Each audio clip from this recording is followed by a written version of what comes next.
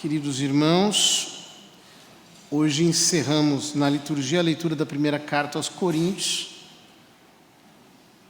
E,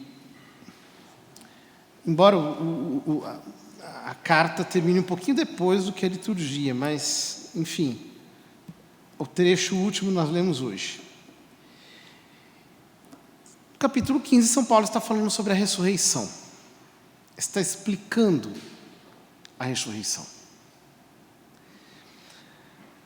No trecho que lemos ontem, ele justifica a ressurreição de Cristo pela fé na ressurreição dos mortos. E ele mostra como a fé na ressurreição de Cristo é o fundamento do cristianismo. Não se pode brincar com isso. Mas então ele passa a explicar a ressurreição dos mortos a partir da ressurreição de Cristo. Ele como que inverte. Se ele primeiro explica a ressurreição de Cristo a partir da ressurreição dos mortos, para dizer que nós cremos na ressurreição de Cristo, de tal modo que, se nós não cremos na ressurreição dos mortos, então, esta pedra fundamental do edifício da fé, toda cai por terra. De outro lado, ele só pode explicar como os mortos ressuscitam, ou de que modo se dará a ressurreição dos mortos, a partir da ressurreição de Jesus Cristo. Por isso ele diz: irmãos, alguém perguntará, como ressuscitou os mortos? Então ele explica: insensato, o que semeias não nasce sem antes morrer. E quando semeias, não semeias o corpo da planta que há de nascer, mas o simples grão, como o de trigo ou de alguma outra planta. Ou seja, ele toma um exemplo natural. Isso era muito comum entre os filósofos. Por exemplo, Platão tem uma obra chamada Fédon, em que ele fala sobre a imortalidade da alma, justamente tomando como exemplo o fato de que a vida se dá num ciclo de morte e renascimento. Então ele diz: a semente morre e nasce a planta que produz a semente que morre, e nasce a planta que produz a semente que morre, e nasce a planta. É claro que, para Platão, para o qual a fé na ressurreição ainda não podia ser de nenhum modo assumida, nem entendida, basta lembrar qual foi a recepção que São Paulo teve no Areópago de Atenas, quando, diante de todos aqueles filósofos, de todos aqueles alunos, discípulos dos filósofos, ele proclama a fé na ressurreição e eles o desprezam, não? Eles dizem: não, essa história nós vamos ouvir outro dia. Os gregos não podiam aceitar isso, eles eram reencarnacionistas. Então eles acreditavam que a vida renascia num ciclo de renascimentos, de reencarnações. Isso é absolutamente estranho ao cristianismo. E o que torna a doutrina da reencarnação incompatível com o cristianismo é um dado essencial do cristianismo, que é o que nós chamamos de soteriologia. Soter, em grego, significa salvador. Quer dizer, é a teologia da salvação. Ou seja, por que eu não preciso morrer e nascer, e morrer e nascer? Por que isso não acontece conosco? Porque eu não preciso me salvar, eu não posso me redimir. Nada que eu faça pode me purificar. Não sou eu que me purifico, eu tenho um Salvador, que é Cristo. A salvação está nele. É Ele que me salva, é Ele que me purifica pelo seu sangue. Portanto, a fé na ressurreição exclui, por razão soteriológica, qualquer ideia reencarnacionista. É incompatível, não existe, né, uma espécie de espiritismo cristão, que as duas coisas possam ser compatíveis. Não. Inclusive, para o cristianismo, isso é muito sério, porque, como nós veremos depois, a união da nossa alma com o nosso corpo não é acidental. Ou seja, o nosso corpo não é uma espécie de roupa que em um determinado momento nós abandonamos para depois vestirmos uma outra roupa. Não é uma casquinha. Não.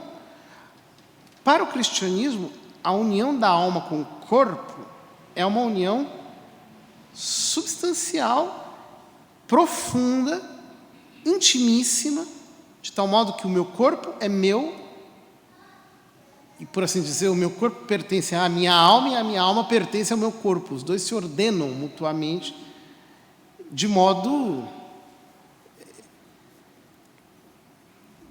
definitivo.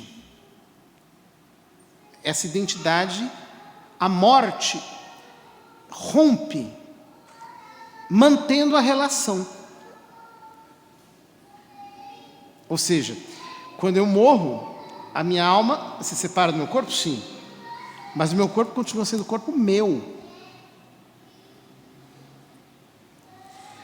Ora, vamos entender um pouquinho o que São Paulo está dizendo aqui. Ele utiliza, portanto, essa analogia da semente para falar da ressurreição, para mostrar o salto qualitativo que acontece com a ressurreição. Notem que ressurreição em sentido próprio nós só teremos no juízo final, quando acontecerá a ressurreição da carne. É aí que acontecerá, propriamente dita, a ressurreição. Porque a palavra ressurreição fala do levantar-se, do corpo que se levanta, aquilo que estava morto que volta a viver, uma vida qualitativamente diferente. O que acontece depois da morte não é propriamente a ressurreição, é que a alma é imortal. Alma e corpo simplesmente são dois princípios. Um é material e o outro é imaterial. A alma é imaterial e o corpo é material. Esses dois princípios se ordenam mutuamente, mas quando chega a hora da morte, o nosso corpo não aguenta mais, falece, e a alma perdura porque é imortal e recebe a remuneração justa de Deus. Como diz o próprio autor da carta aos Hebreus, depois da morte vem o juízo. Só que a fé cristã diz que chegará o dia em que o corpo vai ser ressuscitado e unido à alma novamente, para que corpo e alma juntos, o nosso ser íntegro, possa receber a remuneração completa, a justa remuneração dada por Deus. Portanto, o que São Paulo está explicando aqui é como acontece a ressurreição. Então ele diz, do mesmo jeito que você planta uma semente e nasce uma planta, é totalmente desproporcional, o que desabrocha dali é qualitativamente diferente, você nem entende como é que pode nascer, por exemplo, uma roseira lindíssima, um ipê maravilhoso, imponente, de uma semente tão pequena. Como é possível? Ele diz, analogamente ao que acontece na ressurreição. Então ele diz, semeia-se em corrupção e ressuscita-se em incorrupção. Semeia-se em ignomínia, em vergonha, porque quando a gente morre é vergonhoso, fede, essas coisas todas, decompõe-se, ressuscita-se em glória, em brilho, em esplendor. Semeia-se em fraqueza, aquele corpo cadavérico, ressuscita-se em vigor, com a força sobrenatural. Semeia-se um corpo animal e ressuscita-se um corpo espiritual. É interessante essa designação de São Paulo. Ele fala primeiro de corpo animal, que é o corpo que nós temos aqui, um corpo psíquico, né? A palavra animal vem de alma. Né? Então, o que é um animal? Um animal é um corpo que tem alma, uma alma animal, né? Uma alma irracional, digamos assim, que não é propriamente espiritual.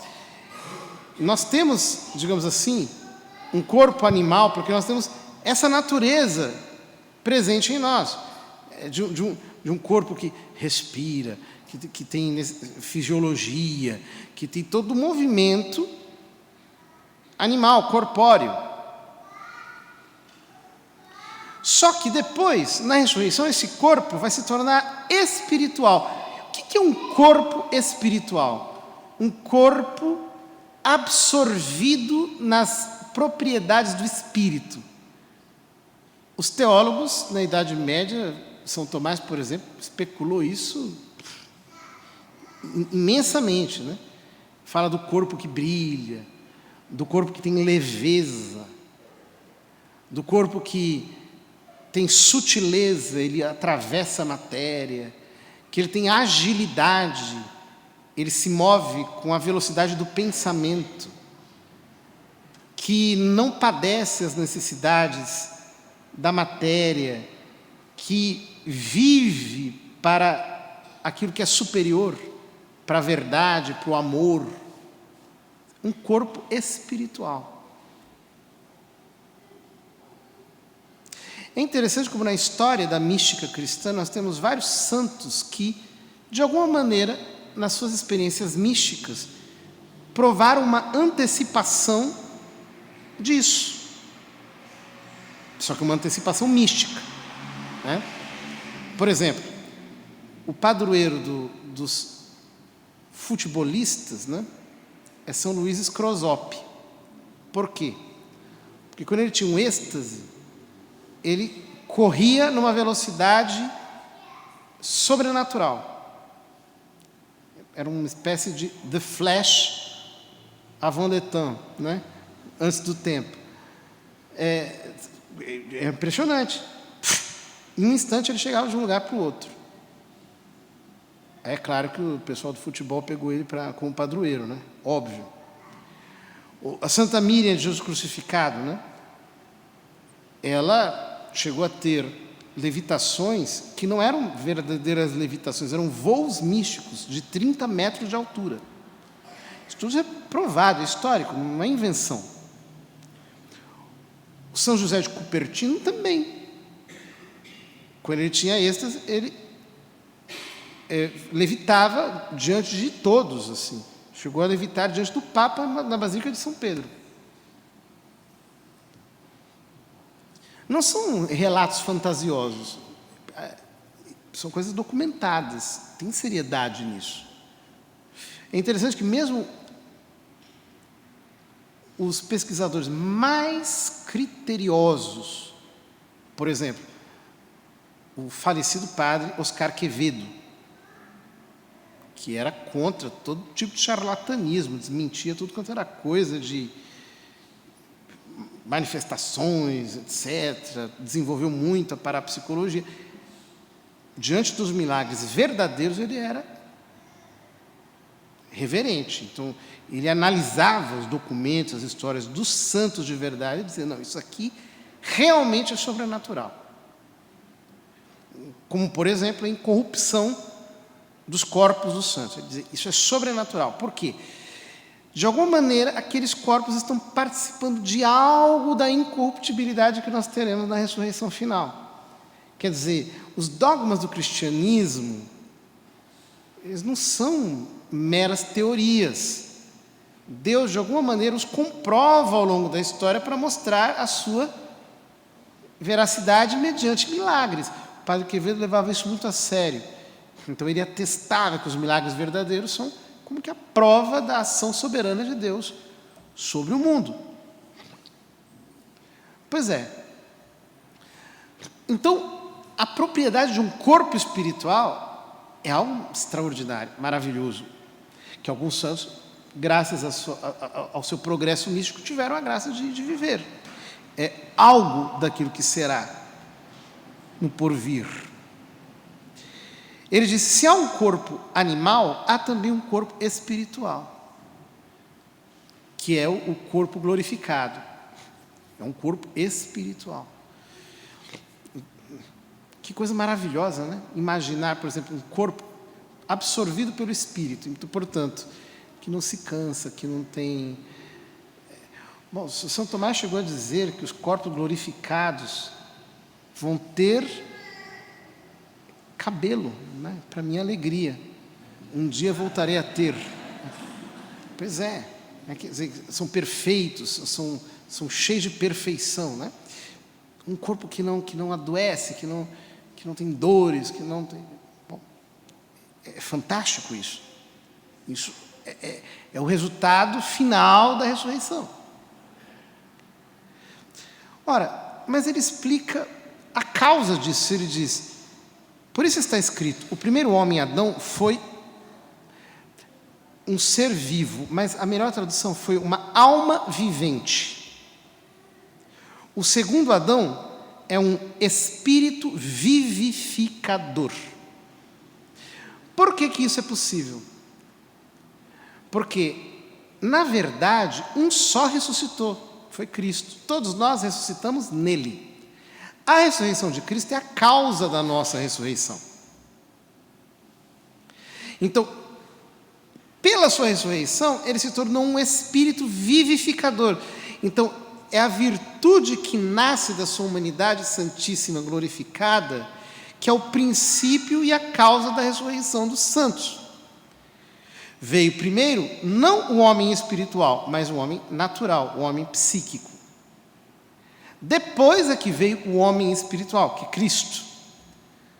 O primeiro homem, Adão tirado da terra, porque Adão significa isso, Adamá, tirado da terra, é terrestre.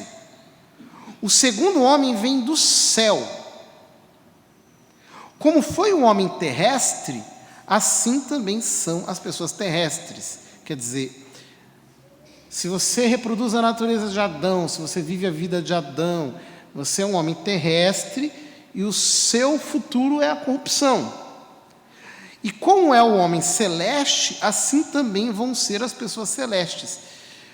Ou seja, o que São Paulo está dizendo é que Cristo é um novo Adão, ideia que ele vai depois desenvolver na carta aos Romanos, e que como novo Adão, ele nos convida a viver uma vida não retirada da terra, mas retirada do céu, uma união real com ele, que, se for efetiva, quanto mais nós progredirmos na vida de oração, tanto mais a união com ele produzirá em nós os efeitos sobrenaturais que vão nos levando cada vez mais à ressurreição. E como já refletimos a imagem do homem terrestre, assim também refletiremos a imagem do homem celeste. Esse é o nosso destino final, mas destino que nós já estamos chamados a cumprir pela nossa identificação com Cristo ressuscitado. Ou seja, ele é o nosso novo Adão, nós temos que ser retirados dele pela vida da graça e, portanto, precisamos viver inteiramente dele, viver para ele, viver com ele, viver nele, para assim obtermos em nós toda a graça necessária a fim de crescermos até chegarmos à ressurreição final, que é a nossa meta. Portanto, nós todos somos convidados a viver uma vida pascal. Ou seja, a ressurreição não é algo que virá apenas no fim, porque o fim já está nos puxando aqui agora para que nós possamos nos mover para ele. São Tomás explicou isso de uma maneira grandiosa, quando ele diz que o fim é o primeiro na ordem da execução. Então, a ressurreição de Cristo está nos puxando, desde agora. E esse é o caminho pelo qual nós todos temos que passar. Ou seja, nos tornarmos homens espirituais. Homens que vivem realmente uma vida espiritual. Se nós alimentamos Adão, o Adão é que vai ficar forte em nós. Se nós alimentamos Cristo, o novo Adão, o novo Adão é que ficará forte em nós. É por isso que São Paulo nos ensina ao longo das suas epístolas que nós precisamos efetivamente mortificar o velho Adão, mortificar o homem natural e subir pelo espírito de fé até a união com Cristo, que efetivamente nos transforma e vai nos tornando cada dia mais intensamente unidos a Ele. Pensamos ao Senhor que nós possamos percorrer esse caminho. Não é um caminho simples, é um caminho que requer uma vida toda de entrega, mas que precisa começar a ser percorrido. Lamentavelmente, a maior parte dos cristãos não quer ser homem espiritual, quer ser homem terreno, quer ter tudo que a terra dá, quer viver para a terra, as coisas da terra, quer viver impregnado de tudo aquilo que é terreno, de tudo aquilo humano, cheio de coisas. E inclusive, é impressionante, né?